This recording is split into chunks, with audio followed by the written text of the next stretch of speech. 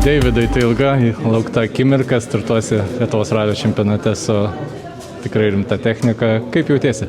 Jaučiuosi tikrai pakankamai gerai, nusiteikęs irgi gerai įkasti ir Vaido ir visiems kitiems, kurie yra pasiryžę laimėti šitą ralį, nes žinau, kad galim, visi gali ir manau, kad skirtumai bus maži ir viskas turbūt spręsis paskutiniam greičio ruože. Nors aš to labiausiai nemėgstu, bet taip turbūt ir bus. Giedriau, tai kodėl pametei priekinį diferencialą? Na, jau kaip keletą kartų minėjau, kad buvo planas A ir planas B, kadangi planas A neįvyko, parduoti automobilį ir atsinaujinti, tai ėmėm planą B. Tai iš pradžių šis galvojau važiuosiu BMW kapu, bet Rolandas pasiūlė, sako, nu davai Giedrius, bėrimą jų mašinų.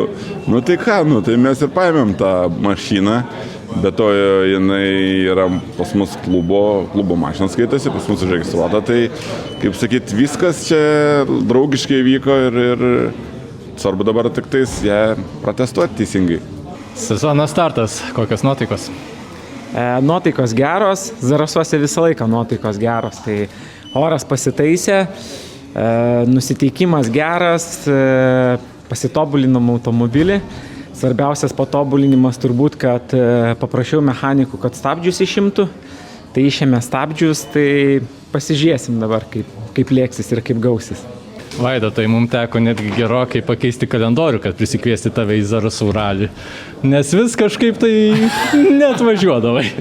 Nu, aš vis laik pataupom paskutinio etapo, nes pastaraisiais metais kažkaip sukrito kortą, tai kaip sakyt, bet jeigu pirmas, tai pirmas, šventas reikalas turi būti, negali sukčiauti čia.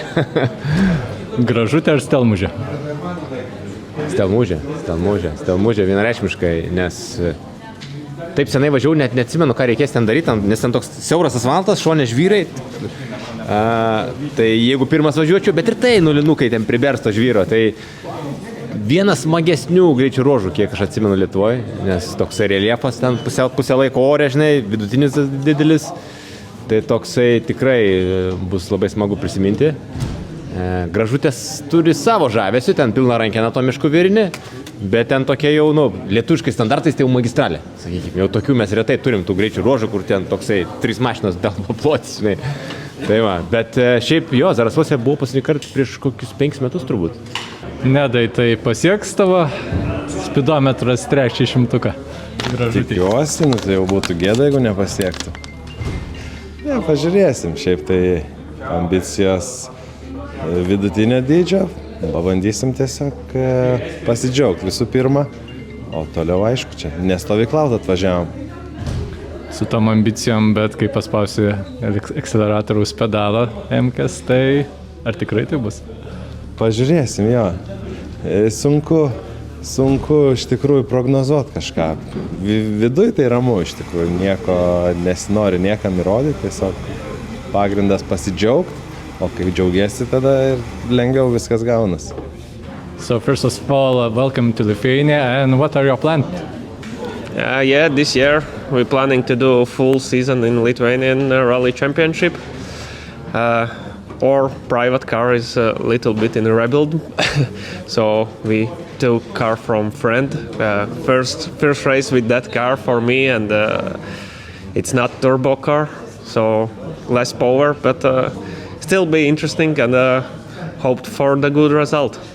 But rev limiter will be high, yeah? Yeah, of course. Rokai, ar jau arti aukso viduriuko automobilio nustatymai?